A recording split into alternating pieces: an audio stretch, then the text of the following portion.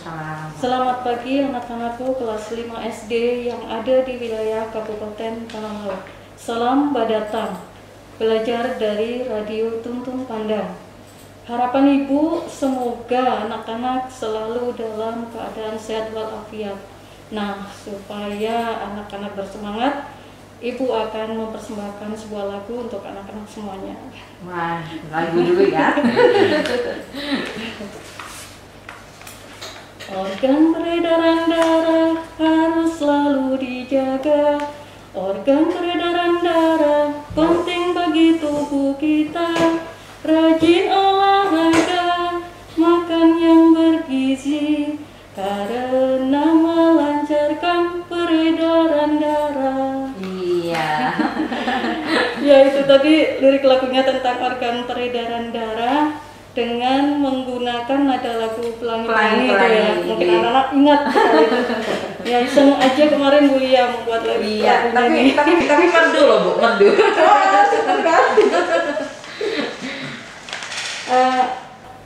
Anak-anak, sesuai isi lagu tersebut, pagi ini yang akan kita pelajari adalah muatan pelajaran IPA tema 4 sub tema 1 peredaran darahku sehat. Untuk kompetensi dasarnya 3.4.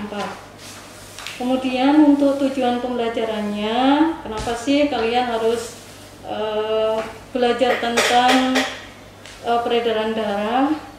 Karena supaya bisa kalian nanti menjelaskan organ peredaran darah dan fungsinya pada manusia.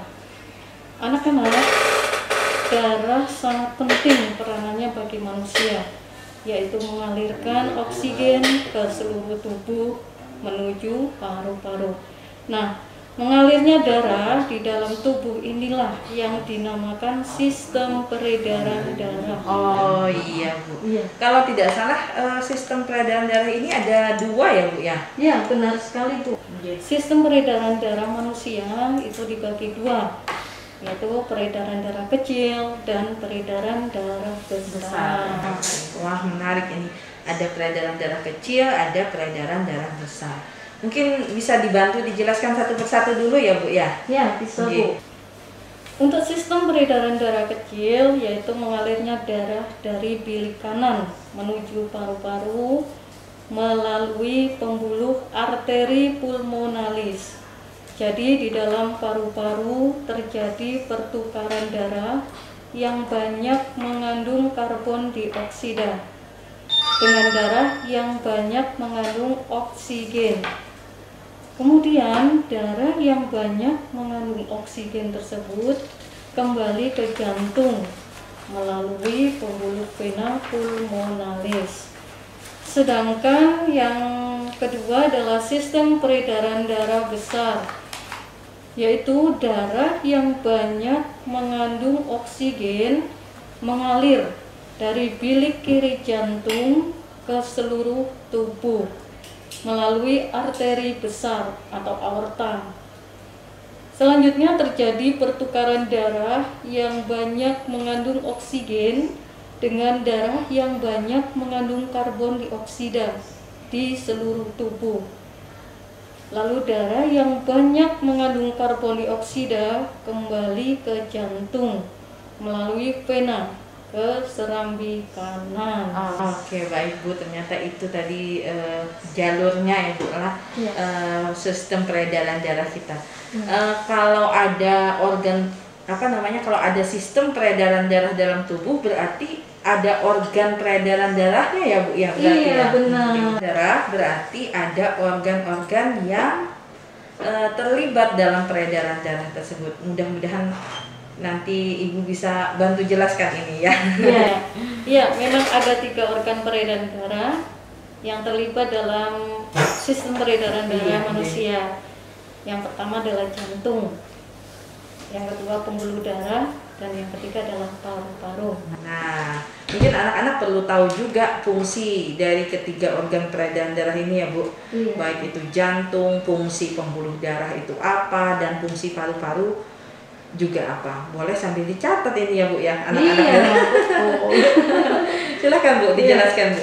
Iya, untuk jantung berfungsi memompa darah dengan cara berkontraksi dan berelaksasi secara bergantian, sehingga jantung berdenyut, mengembang, dan mengempis. Nah, termasuk organ penting dalam tubuh kita ya Bu, ya, Iya. jantung ya. Kalau mau boleh tahu sebesar apa sih Bu ukuran jantung manusia itu? Nah, untuk ukuran jantung manusia ya kira-kira sebesar kepalan tangan pemiliknya. Oh iya iya iya, berarti kalau masih anak-anak sebesar kepala. Iya, kepalan anak-anak itu sendiri. Iya, semakin berkembang usia, berkembang postur tubuh, berarti berkembang juga ukurannya ya Bu ya. Iya. Begitu. Kemudian susunan jantung itu sendiri terdiri dari apa saja Ibu? Nah, untuk susunan jantung, jantung tersusun atas kumpulan otot-otot ya Bu, yang sangat kuat, yang disebut miokardium.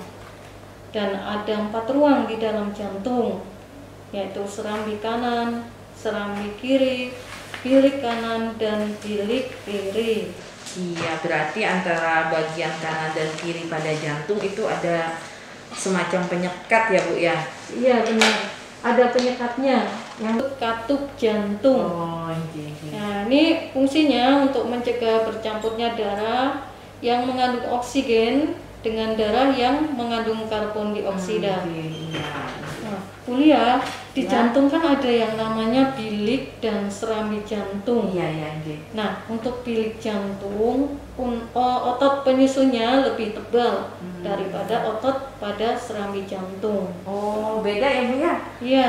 Mungkin ada fungsinya masing-masing Ibu? Iya. Kenapa kok bisa begitu?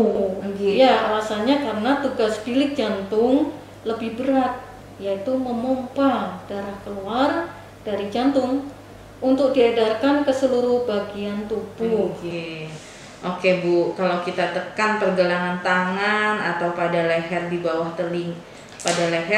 telinga pasti ada denyutnya ya. Iya. Apa yang menyebabkan itu Bu?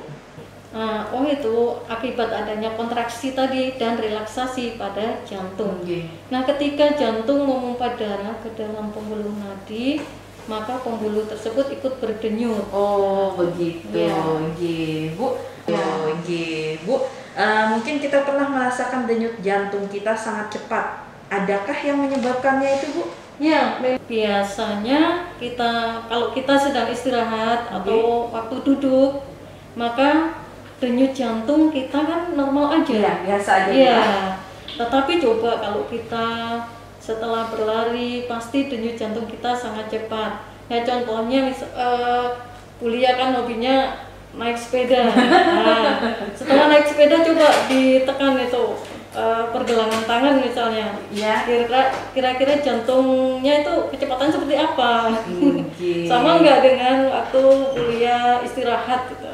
Oh iya, beda Bu ya. Setelah melakukan aktivitas yang berlebih ya. Sekarang tentang organ peredaran darah yang kedua ya Bu. Tadi tentang apa tadi ya? Lupa. Sebentar, saya tambahin lagi lah Bu. Oh, boleh Bu. Saya tekankan di sini kenapa sih tadi denyut jantung berbeda kecepatannya waktu istirahat dan waktu habis beraktivitas. Ya, setelah melakukan aktivitas atau kegiatan. Jadi penyebabnya karena pengaruh dari aktivitas yang kita lakukan sendiri, selain itu juga dari pengaruh usia, jenis kelamin, dan kondisi kesehatan kita. Oke Bu, selanjutnya kita ke organ peredaran darah yang kedua, yaitu pembuluh darah. Silahkan mungkin Ibu bantu jelaskan juga tentang pembuluh darah Bu. Iya. Untuk pembuluh darah itu merupakan saluran tempat mengalirnya darah dari jantung ke seluruh tubuh dan dari seluruh tubuh kembali ke jantung. Nah, di sini pembuluh darah terdiri dari 2 jenis, yaitu pembuluh nadi atau biasanya disebut arteri dan pembuluh balik atau disebut pembuluh vena itu ya. Nah, pembuluh nadi yang paling besar disebut aorta. Tadi bicara tentang pembuluh nadi dan vena, ya Bu ya. Kalau boleh tahu apa yang dimaksud dengan pembuluh nadi atau tadi disebut dengan arteri, dan apa juga yang dimaksud dengan pembuluh balik atau vena, Bu? Pembuluh nadi atau arteri adalah pembuluh yang membawa darah yang kayak oksigen keluar dari jantung ke seluruh tubuh. Sedangkan pembuluh balik atau vena adalah pembuluh darah yang membawa darah yang kaya akan karbon dioksida dari seluruh tubuh menuju jantung. Oh iya, nih boleh jadi catatan penting bagi siswa ya. Iya. Apa namanya, fungsi masing-masing dari pembuluh nadi dan pembuluh vena. Oke Bu, pada pembuluh nadi dan pembuluh balik bentuknya bercabang-cabang. Nah, di ujung cabang pembuluh terkecil ada yang disebut pembuluh kapiler. Bentuknya seperti apa itu ya Bu ya? Nah, untuk pembuluh kapiler bentuknya sangat halus, berdinding tipis dan berpori.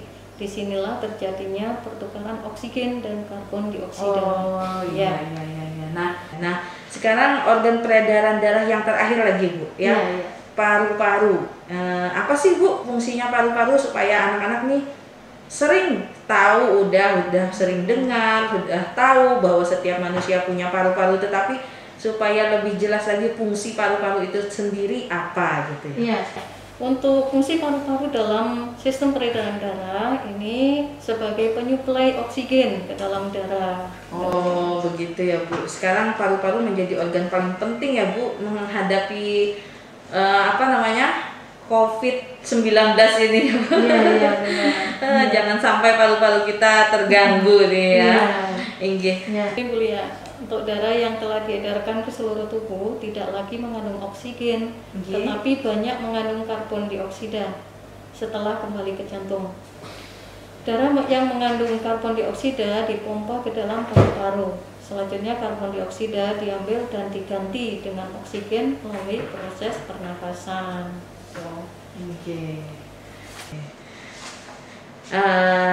Berarti itu tadi proses peredaran darah dalam tubuh kita tadi ya Bu ya. Dari jantung ke seluruh tubuh, kembali lagi ke jantung, begitu dengan masing-masing fungsi dari organ tubuhnya. Wah, tidak terasa materi kelas 5 hari ini IPA tentang program peredaran darah dan fungsinya pada manusia udah selesai ya. Mungkin ada pesan Ibu yang mau disampaikan pada akhir sesi pertama ini, disilahkan Ibu. Iya, terima kasih Bu. Pesan saya kepada anak-anak semuanya, mari kita jaga organ peredaran darah kita supaya tidak mengalami gangguan.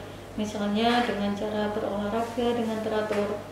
Dan tidak lupa makan makanan yang bergizi. Itu saja pesan saya. Oke Ibu, penting sekali ya Bu ya menjaga tubuh dengan olahraga dan makanan yang bergizi.